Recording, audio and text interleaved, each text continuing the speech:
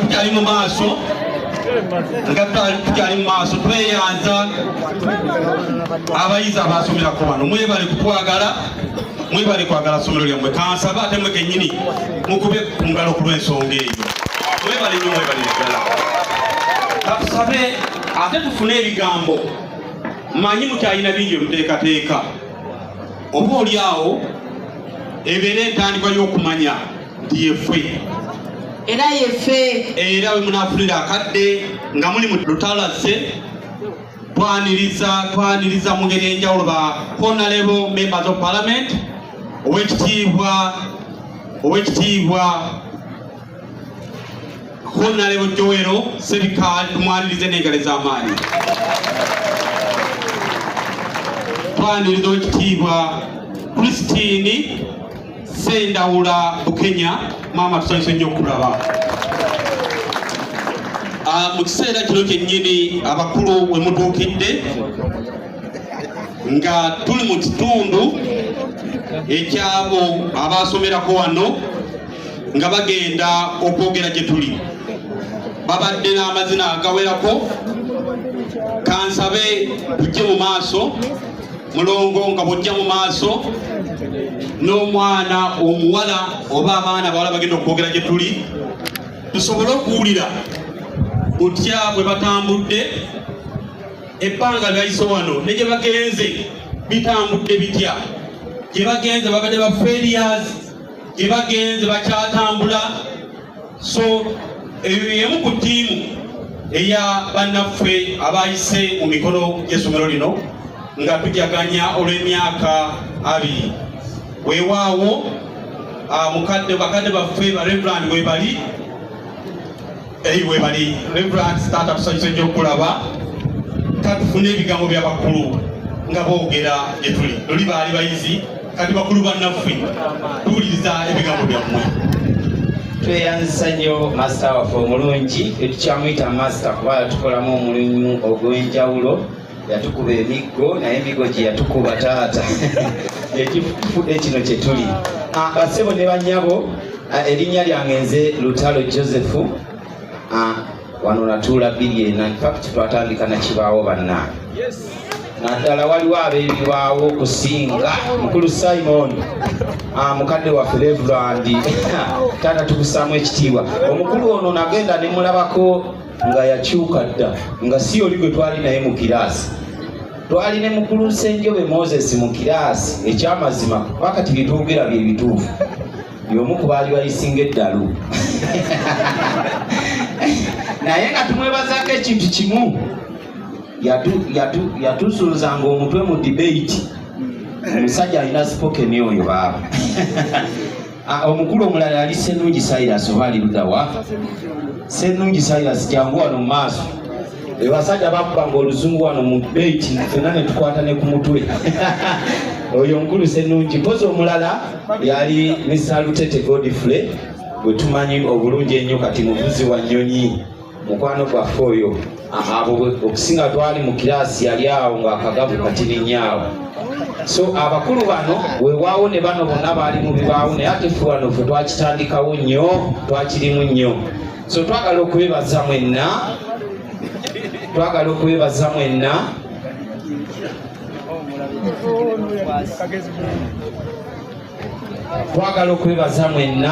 abazze ku mukolo gw'olwaleero nga tujaguza emyaka 2 twagala okwebaza abadirectors baffe abalungi betwatandika nabo ate nga bakyaliwo balamu twebaza twagala okwebaza abasomesa baffe abalungi ekya enjawulo twagala okwebaza Mr. Kalugaba ffe basewo bemulaba wano twamuyitanga tikya muto yajjanga kalenzi kato kati ffe yatusomesa nga tuli bafumbo kati kambabuulira sajja ono nze ono yansomesa ng'olwedde nali nina omwana omu bamuyita Kasumba David ate naye yafulumira wano 2019 ya so master ono yansomesa nga nina omwana ewaka n'omukyala ate nga tuli babulize bulungi nnyo nga batukuba emiggo ate noddayo waka omukyala n'akukulisaayo so twagala okwebaza master ono bano yatukola omulimu mulungi nnyo ate naffe twamugondera batukuba emboko naye ne tubagondera okutulaba nga naffe tuli kituli sebo masa nange sikuswaziza ndowooza mbaddeko mu byobukulembeze naliko kansala then nga tukyali mugombolola y'enkandwa ne tufunayo ekirya nnongo netwala obukulembeze wa chairperson L3 nga interim so kati awo wakati awo nempumulamu naye era bwotusanga tuli bavunaanyizibwa tukola emirimu egy'enjawulo. Njagala okwebaza ba OBs mwenna ba old students abawano ekisooka kya byonna eggulo twabadde mu mupiira twalazeeko abaliwo wano nti ffe twasooka era ne tuwangula eggulo zaidi zombi tusooke twekubireko mu ngalo abaana abali wano abasomerawo twabawangule kuba twabadde tusamba na batabani baffe kubanza essaawa ya leero ndi obi ate ninawo omwana ali mu senior 3 Mirembe Juliet okwebaza Desmond buli wamu tulinayo mu categories ez'enjawulo tulinamu twagala okwebaza ati naawe otuuse tulindirira omulala pilot w'ennyonyi saawa yonna atuuka Godi Tete oyo twasomanga naye wano oyo musajja naye ali wanjawulo kyenzijukira ku Lutete yajja wano n'asaba ba Mr. Kasumba Luchamuzi nti ye yeeweerera histori we gwe yatuwaako ng'atugamba alimu omugagga eyamugamba kasita weeweerera n'omalako senior 4 ebisigadde ngenda kwongerayo mpaka gy'oyagala. Kati Lutete bwe yajja wano okusomoza kwe twalina ne Lutete yali musajja mugezi nnyo. Lutete bwe yajja wano n'agamba Mr. Luchamuzi ndi musajja makanika yali akanika ne mwami John walinga akanika ku pikipiki n'agamba Mr. Luchamuzi mu wiiki nyizo somamu ennaku 2 naye mundeke kubanga ndi kupakasa ka school fees ate omukulu yaŋŋambye bwe malako senior 4 agenda kunyongerayo yonna gye njagala. Mr. Luchamuzi tebaali babi ne bamukkiriza.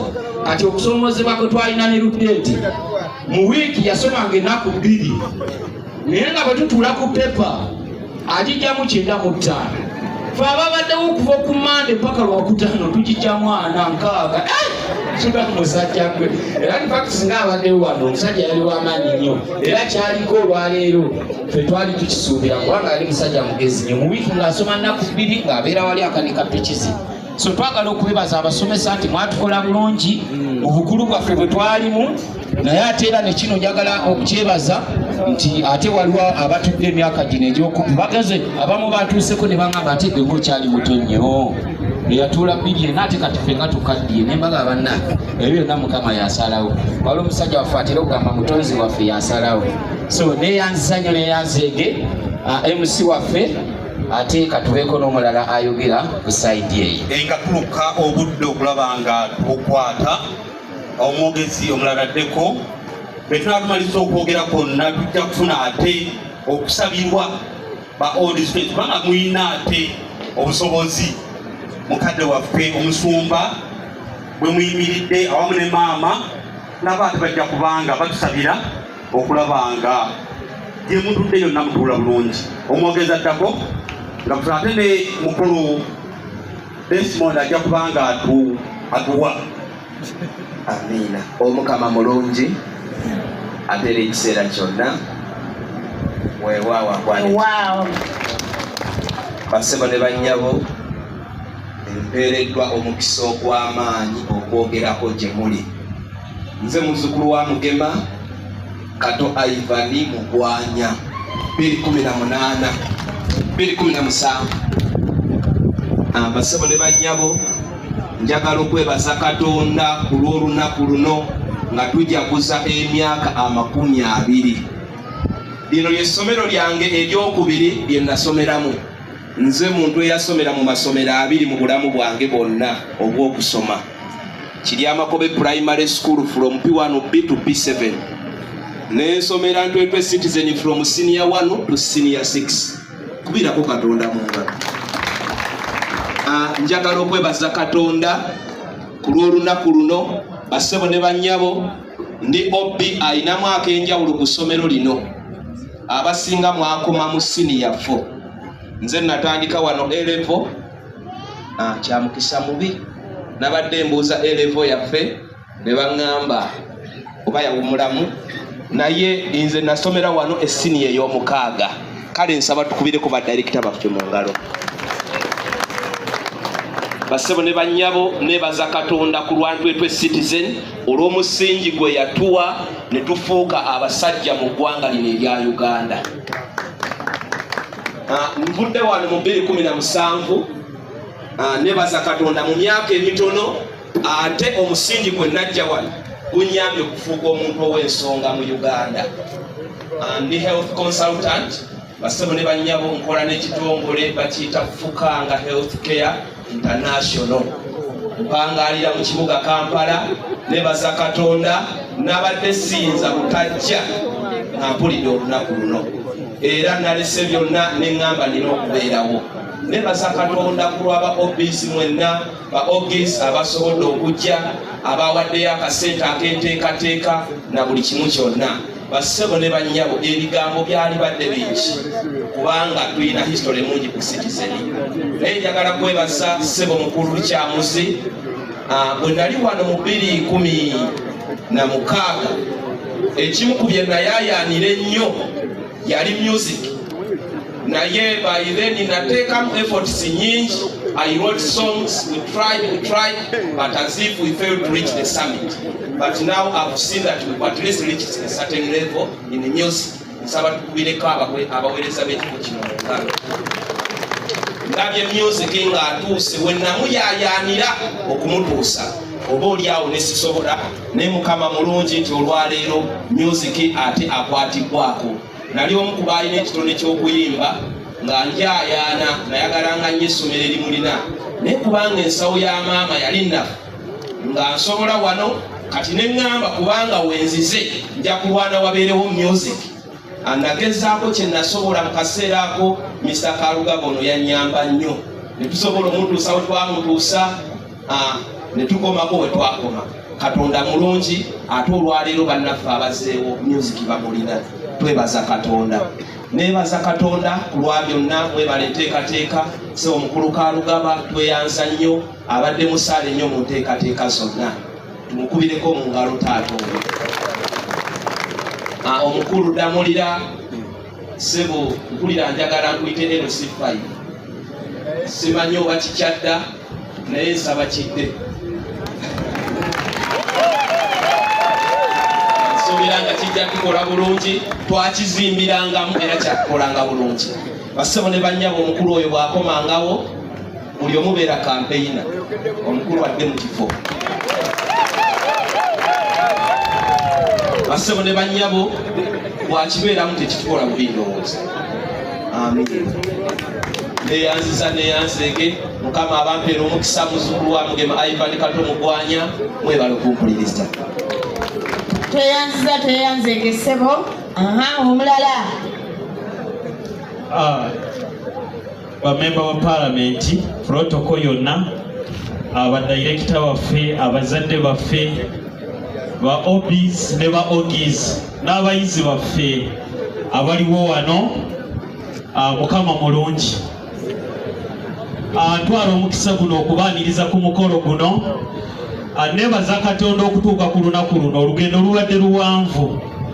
Bwe tutuuka wano ku Citizen nze nkiikiridde abaafulumira wano 2007 naye ffe abaatandika oligino kubanga essomero litandika 2004 ffe abaatandika siniya 1 ate ne tufuluma 2007 yeffe b'oligino erinnya yenze wa Bidani nga ndi mutandisi w'essomero ly'Exodus Nursery and Primary School. Nze ensonga yange gye nsaba njagala okwebaza badirekita mbeebazizza era bakola kyamaanyi otandika essomero lino. Bassebo ne bannyabo abasajja abo baatandika essomero lino naye ne tubabuulira ensoma gye twali tusoma ne fiizi ze twali tusasula n'ensasula bwe twali tuzisasula. Tusaana kubeebaza nnyo, sijja zoogera naye njagala ennyo okwebaza Mr. Kalugaba ng'oggyeko ba directors ye omusomesa yekka ali wano ng'akyali wano ku Citizen naye nga yaliwo okuva ku lunaku olwasooka ate nga yatukola bulungi nnyo otuzzaamu amaanyi otuwa ebigambo ebitufudde bwe mutulaba nga tufaanana bwe tuti era Mr. Kalugaba nsaba okkirize olw'omutima ogwo n'okwagala okwo ffe abayizi abali wano abayizi bo kati nga tuli basajja bakulu n'abakazi bakulu abakola emirimu egy'obuvunaanyizibwa tetugenda kwebaza na ngalo zokka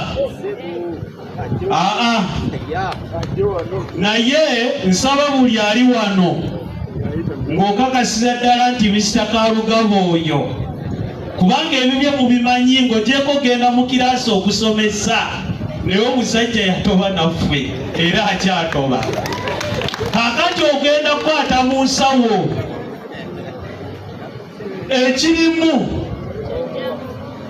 okijjemu tugenda kakasa waliyo n'abazadde abajja okwagala otuyambako bane Mr. Kalugaba naye olwaleero twagala naffe tumugabire kubanga atugabidde nnyo amagezi n'obuyambi obw'enjawulo ow'ekibba akireese nze ekyo kyenayogedde abamu batandise okukwata mu nsawo nka buli ali wano mu maaso kisuubira nti ku Mr. Kalugaba osobola okubawo nga tokutte mu nsawo mu mutima mulungi ate era ndaba nga buli omwaga nga babadde baluddewo kyogera n'asobola atwegatteko Mr. Kalugaba ono bannange tumulage essanyu eryo n'obwagazi obwo owalenye basawo ne banyawo bijjatekalo nga bwetebaza Mr. Kalugaba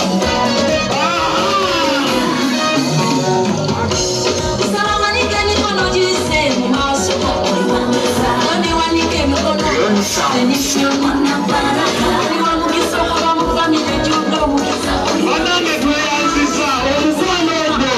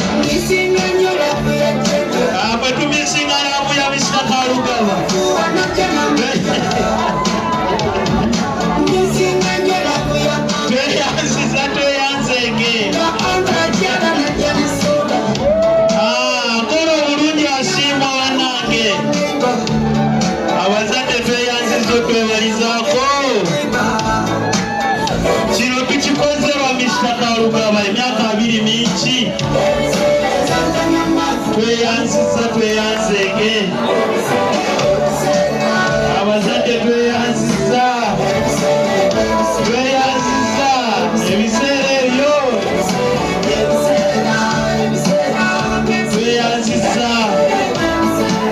tweyanziza bassebo ne bannyabo ndowooza akaseera tebampadde mukkirize nange nkakomyawo. Mwebale nnyo, mwebalire ddala abatuwagidde mukolo guno, abakyatuwagira, abakyawagira essomero lino, mugende mu maaso. Olaba tetufaanana bwe tuti abali mu bibaawo, naye ate abali mu bino mubalinde. Tweyanziza tweyanzege musooke mulindeko essaala batwetaagamu essaala. Mpozi Mr. Kalugaba twali naye ng'ali yekka naye gye byakkira nga n'omukyala amufunye era ono kati ne maama waffe oli ye taata waffe.